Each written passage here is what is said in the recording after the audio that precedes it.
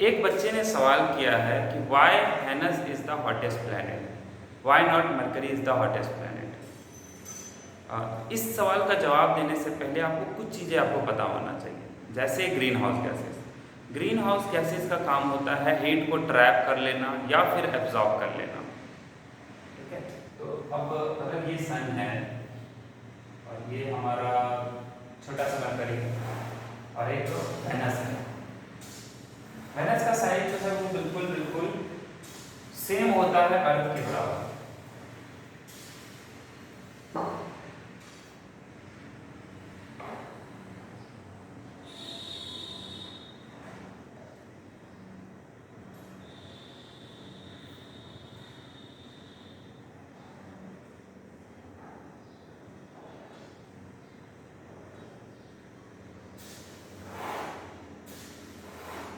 Green house gas उसे कहते हैं जो कि हीट को ट्रैप करता हो, हीट ट्रैप।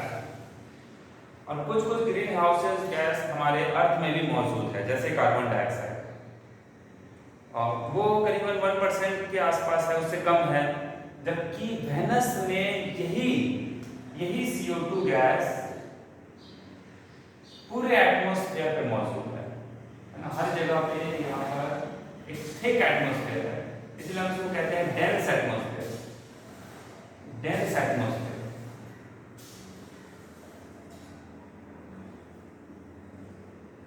यहाँ का एटमॉस्फेयर इतना थिक है कि आपको कुछ भी दिखाई नहीं देगा, कुछ भी विजिबल नहीं होगा। और CO2 गैस जो मौजूद है वो है 96 से 97% के आसपास, है ना, जो कि पूरी तरह से पूरे प्लैनेट में हीट ट्रांसफर होता है, हीट फ्लो होता है बिना किसी परेशानी के। ये है। अब आते हैं मरकरी। मरकरी की क्या कहानी है? मरकरी में कोई एटमॉस्फेयर नहीं है, छोटा सा एक थिन लेयर ऑफ एटमॉस्फेयर है जिसको हम बोलते हैं एक्सोस्फेयर। एक्सोस्फेयर, और ये लगभग आप मान लीजिए कि ये वैक्यूम की तरह है या फिर फ्री स्पेस।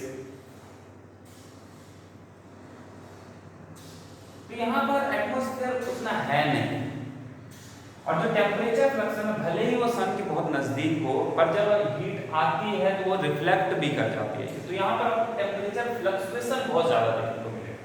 तो यहाँ का टेम्परेचर है कुछ 470 डिग्री सेल्सियस के अप्रॉक्स वैल्यू है ये।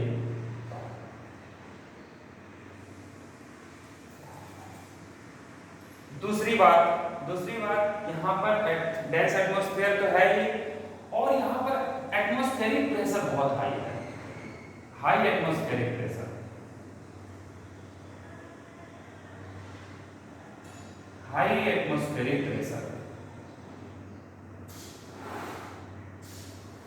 यहाँ पर जैसे ही हीट आती है तो सबसे पहली बात यहाँ पर जहाँ पर जब फेस कर रहा होगा सन, जो रोटेशन के खिलाफ होगा, तो वहाँ पर टेम्परेचर कुछ 430 डिग्री सेल्सियस होगा। लेकिन जैसे जैसे ये रोटेट करेगा यहाँ पर इसका टेम्परेचर ड्रॉप होगा, और जो टेम्परेचर ड्रॉप होगा वो कुछ 200 डिग्री सेल्सियस, है ना। तो टेम्परेचर फ्लक्चुएशन बहुत ज़्यादा है। और जैसे ये नाइट व्यू, यहाँ पर ये जो आधी फेज है, ये आधी फेज इसको बोला जाता है, ये आधी फेज जो है ये है कुछ -180 डिग्री सेल्सियस, है ना। यहाँ पर टेम्परेचर फ्लक्चुएशन बहुत हाई है।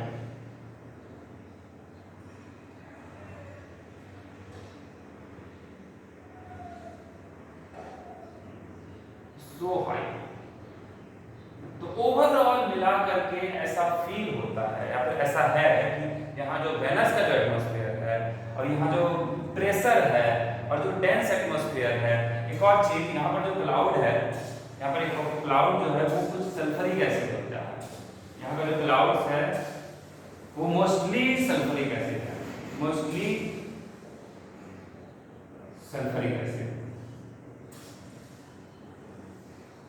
तो ओवरऑल मिला करके हम कहते हैं कि वेनस जो है वो सबसे हॉटेस्ट प्लैनेट है ना। मरकरी में क्योंकि टेम्परेचर फ्लक्चुएशन बहुत ज्यादा है, यहाँ पर टेम्परेचर बहुत हाई है, नाइट व्यू में बिल्कुल हीट माइनस में चला जाता है। और अगर आप नाइट व्यू से कंपेयर करोगे तो अर्थ से भी ये बहुत लो टेम्परेचर में आता है। तो ठीक है, तो इसको हम ज़्यादातर कंपेयर नहीं कर सकते हैं।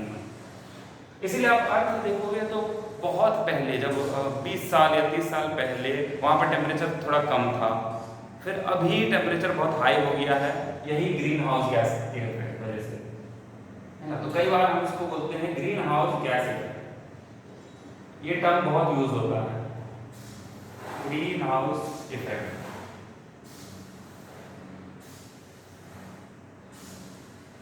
यहाँ पर अगर आप थोड़ा देर के लिए रहोगे इस सरफेस पे तो आपको ऐसा फील होगा कि आप किसी उबले हुए पानी के अंदर हो या फिर डीप वाटर में हो, जहाँ पर प्रेशर बहुत हाई है, हीट स्ट्रोक बहुत ज़्यादा है।